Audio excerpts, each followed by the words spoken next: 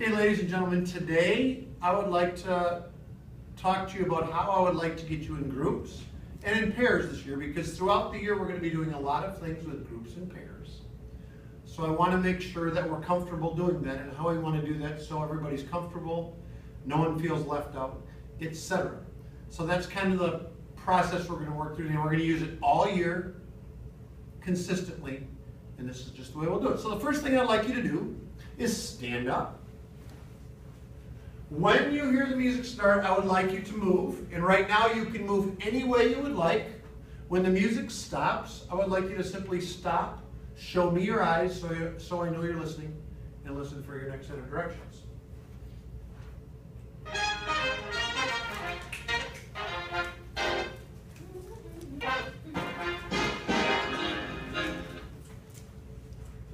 Nice.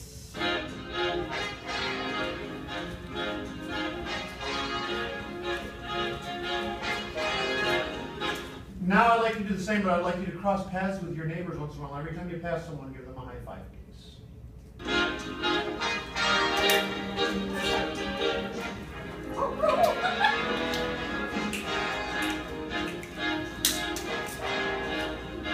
And would you continue to do the same, but tell them your first name as you give them a high five? Because we're all coming from different places to start the school year, and I want you to start to get to know each other's names.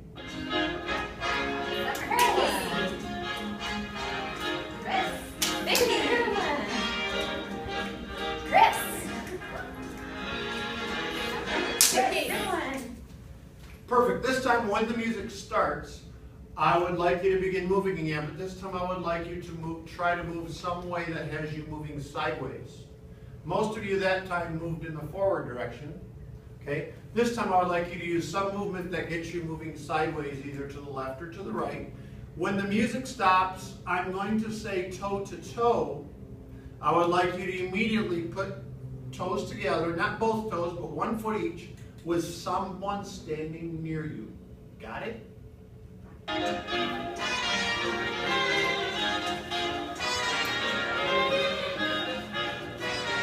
Toe to toe.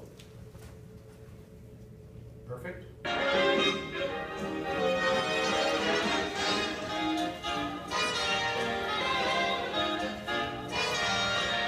Toe to toe. Give that person a knuckle pop. Perfect.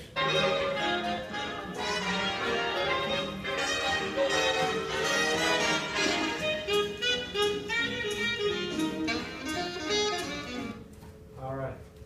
This time I would like you to continue moving, but while you're moving, I would like you to see you twisting or turning or rotating your body in space while you're moving. Got it?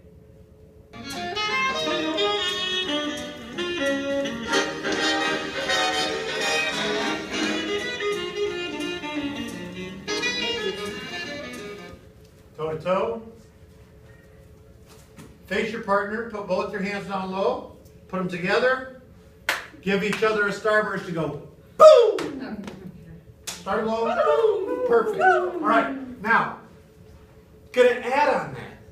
That's partners. And one thing I want you to remember, what you did very well, as a matter of fact, was grab someone who is near you. Sometimes we want to grab our friends, but in physical education class, I want you to just grab whoever's near you. Now we're going to work in groups.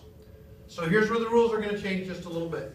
When the music stops, and I want you in groups, and because you won't hear me say toe to toe, I'm going to clap. The number of claps that I give you indicates the size that I would like your group to be. So if you hear 4 claps, you immediately try to move into a group of 4. If you hear 6 claps, how many people will you need in your group? 6. How about 3 claps?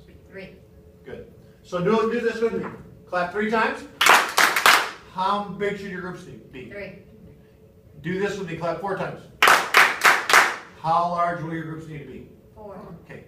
To form a group, you get in a circle, join hands, and when you have the exact correct number, sit down. Here's the catch. Once you sit down also, you're locked in. So if you sit down with 5, oh, bummer, right? But you still stay sitting down with your group of 5. Got it? Music starts, move. If the music stops and you don't hear toe-to-toe, but you hear me clap instead, listen to the number of claps and immediately find a group with that number of students in it. You can move any way you'd like this time. Forward, sideways, or twisting and turning. One more to go, no.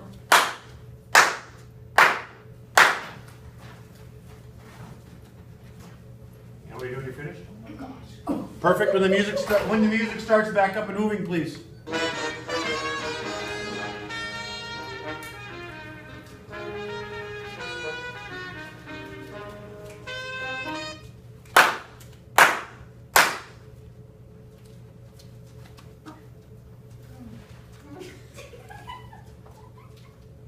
All right. This is where we got to pretend. This is where we got to pretend and think a little bit. Would you stand up for me, please, Carolyn? You folks can stay. Now, here's the deal. Carolyn might not have a group. And sometimes what happens, because that's what we do, is instead of one of us stepping out to be the group, or we ask Carolyn to leave, shall I say, and does that make Carolyn feel very good? It makes her feel what? How would that make you feel, Chris, if that was you? Lonely or sad or left out, right? Or victim of relational aggression. Yeah. So here's one way we can fix that. If your group is too big, the less mature or grown-up way to do it is to tell somebody else to get out. That isn't very nice. It doesn't treat people very well. But the better way to handle it is to say, hey, we got 4 and we only need 3. I'll go, or I'll move. Does anyone feel hurt, get their feelings hurt when we do it that way? Does anyone feel left out if we do it that way? No. So I would encourage, in our class, what I'd like you to do, if you see you've got too many, somebody show that they're more grown up or they can handle that, and instead of telling someone else to leave, which isn't very nice to people. You didn't do that. Carolyn Yeah. was being a grown up. And I know, and I let you do it the first time. I'll show you another way that I will do it as a teacher. This is a whole other angle. I'll show you another way that I will help you do that as well. So let's stand up again.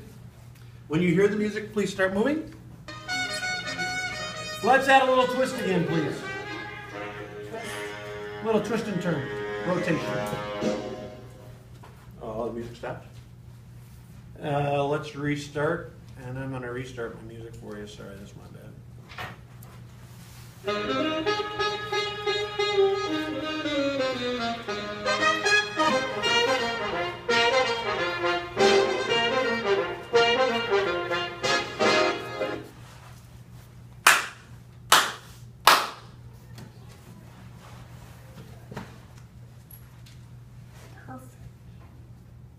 Now, boys and girls, what did I do differently that time? Mickey, what did I do? Can you tell us what I did with you that time? You pulled me away and told me to stay right here.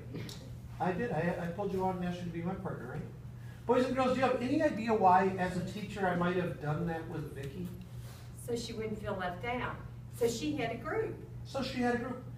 And if I knew I was putting in groups of 3 and there was 1 extra person, rather than having someone left out, what did I, as your teacher, decide to do so no one would really feel like they had been left out?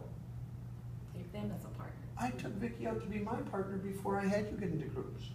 So if I had 25 of you and I wanted to have groups of 6, can anybody tell me how many leftover people there would be? 1. Okay. So how many people would I pull out of the group before I had you get in groups of 6? 1. Let's say I had 29 students and I wanted groups of, my math is getting under pressure. 29 students and I wanted groups of 3. How many students would I pull out? 2. Why? You wanted groups of what did you say? I wanted groups of 3 and we have 29 Okay, students. because 9 groups of 3 is 27. 2 more than 2 are 29. left over. So I would take out 2, right? Hey, Vicki. Got it? Now, anytime you hear toe-to-toe or me clap after the music stops, remember, that tells you whether you're going to be with a partner or no groups. Remember, what are we going to do if we all of a sudden join hands, we've got too many people? One's going to volunteer to go be with another group And why is that? so that we have the right number and so nobody feels pushed out. Perfect. All right, let's practice that a few minutes more. On the music, start up, Are they stand up, and good for start. time? I was gonna say, yeah.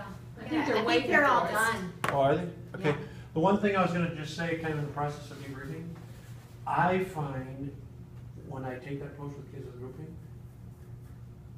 I'll have problems in a group of 5. If I say groups of 4 and there's one extra student, 2 kids will want to take off and be that more grown up, more mature person.